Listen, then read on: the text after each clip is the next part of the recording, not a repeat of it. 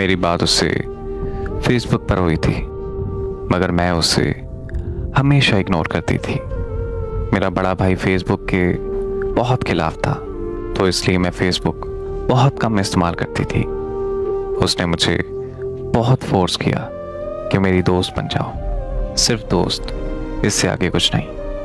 मैं उससे बहुत कम बात करती थी, पर उसका इतना अच्छे से मेरे साथ पेश आना मुझे बहुत मुतासिर करता। फिर बात गहरी दोस्ती पर पहुंच गई। मैं लड़की होकर भी सब कुछ सच बोलती, मगर उसने कभी सच बोला ही नहीं था। इतनी इज्जत कोई मर्द किसी औरत को नहीं दे सकता जितनी इज्जत उस लड़के ने मुझे दी। हमारी बात होते होते फेसबुक से व्हाट्सएप पर पहुंच गई। हमारी दोस्ती इतनी गहरी हो गई कि हमारा एक दूसरे के बिना एक मिनट भी गुजारा नहीं होता था। मेरी कज़न भी हमारे बारे में सब कुछ जानती थी। वो इंग्लैंड में रहता था, टाइम का वहाँ बहुत फ़र्क था। वो अपने बिस्तर से बाद में उठता था, पहले मुझे मैसेज करता था, फिर नाश्ता बनाते बनाते काम पे जाते हुए भी बात करना, क्योंकि काम के दौरान कॉल पर बात करना उसके लिए बहुत मुश्किल होता था। फिर रमज़ान आ गया। उसने मुझे कहना कि नमाज पढ़ा करो, रोज़ा रखा करो। मुझे तो काम की वजह से टाइम नहीं मिलता।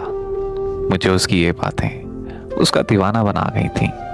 जब जुम्मे का दिन आता तो उसने मुझे कहना कि चलो शाबाश उठो, जल्दी से जुम्मे की नमाज पढ़ के मुझे मैसेज करो। उसे मेरी आंखें बहुत पसंद थीं। वो हमेशा मेरी आंखों की तारीफ करता रहता था। माह रमज़ान गुजरा तो ईद आई, और ईद के रोज़ उसने मुझे थोड़ी सी लेट कॉल की। कहता कि नमाज पढ़ी, फिर दोस्त नाराज़ थे तो उनके पास चला गया। पहले तो मैं बहुत नाराज़ हुई उससे, लेकिन फिर ईद का दिन था तो इस वजह से मैं जल्दी मान गई। मेरा और उसका साथ बहुत अच्छा गुजर रहा था। मैं जब भी नाराज़ हुआ करती थी तो अपना नेट ऑफ कर दिया करती थी। अक्सर वो मुझे कहता था कि तुम नाराज़ हो जाती हो, अगर मैं मर गया तो तुम्हें कैसे पता चलेगा। तो मैं उसे कहती थी कि कोई किसी के लिए नहीं मरता।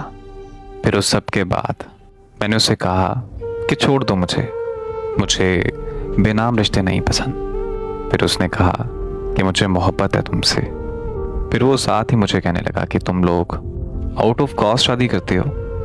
मैंने उसे जवाब दिया कि हाँ, हम करते हैं। फिर वो चंद दिन में बदलने लगा। टाइम देना उसने कम कर दिया, और मैं कहती कि मैं तब तक तुम्हारे साथ हूँ जब तक तुम्हें मेरी ज़रूरत है। वो कहता है कि प्यार में ज़रूरत नहीं बल्कि साथ की ज़रूरत होती है। मुझे फिर उसके लफ्ज़ों से इश्क हो जाता था।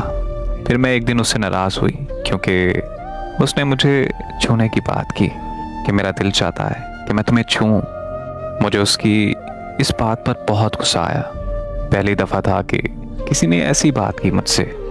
मैं उससे बहुत नाराज़ हो गई और मैंने सुबह से रात तक अपना नेट ऑफ कर दिया। उसने मुझे कहा कि एक दफ़ा मेरी बात तो सुन लो। उसने माफ़ी मांगी तो मैंने माफ़ कर दिया। मेरे माफ़ करने पर भी वो मेरे साथ कुछ ना कुछ गलत बात कर जाता था। वक्त भी कम देना शुरू कर दिया उसने। मैं अगर उससे लड़ती तो वो मुझे कहता कि वर्क प्लेस बदला है, जिसकी वजह से मुझे काम ज़्यादा मिलता है, जिसकी वजह से मैं तुम्हें टाइम नहीं दे पाता। एक दिन नाराज़गी इतनी ज़्यादा थी कि मैं उससे बात नहीं कर रही थी, बस उसे हाँ ना में जवाब दे रही थी। उसने मुझे डांटा तो मुझे रोना आ गया। फिर वो मुझे मनाने लगा। जब मैं मान गई तो वो नाराज़ हो गया। उसने गुड नाइट कह के अपना नेट ऑफ कर दिया। मैंने उससे नंबर पर कॉल की तो उसने मुझे कहा कि मुझ में हिम्मत नहीं है बात करने की, हम सुबह बात करेंगे। मुझे रोता हुआ देखकर वो पूरी तरह समझ गया कि मैं उसके प्यार में पूरी तरह पागल हो चुकी हूँ।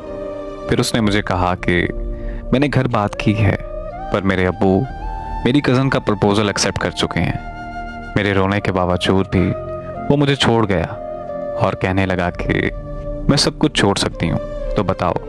मैंने इनकार कर दिया। फिर 4 दिन बाद मैंने उसे जवाब दिया कि हाँ, छोड़ दूँगी। उसने उसी वक्त घर से निकलने का कहा और उसने मेरे से एक सवाल किया कि हम घर वालों को दुख देकर खुश रह सकते हैं।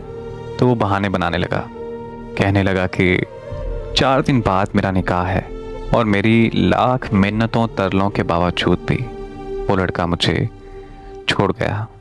मैंने उसके भाई को देखा हुआ था। मैंने उसके साथ इंस्टा पर राब्ता किया। उसके भाई ने जो बताया वो बिल्कुल उसके बरअक्स था जो वो मुझे बता रहा था कि मेरा 4 दिन बाद निकाह है। उसके भाई ने मुझे बताया कि ऐसी तो कोई बात घर में नहीं हुई और ना ही मेरे भाई का निकाह हो रहा है। जब मैंने उससे राब्ता किया तो मैंने उसे बताया कि मैंने तुम्हारे छोटे भाई से बात की तो उसने तो मुझे बताया कि तुम्हारा कोई निकाह नहीं हो रहा और ना ही तुम्हारे निकाह की बात घर में हुई है।